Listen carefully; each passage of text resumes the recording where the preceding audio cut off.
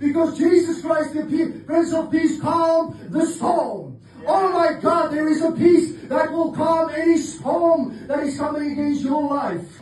But if you go with the light and the fire and the glory of God, with the Jehu anointing, the oil of Holy Ghost, then you break through every wall and they come with you and you fly. Hallelujah! I dare you to believe how much I love you now.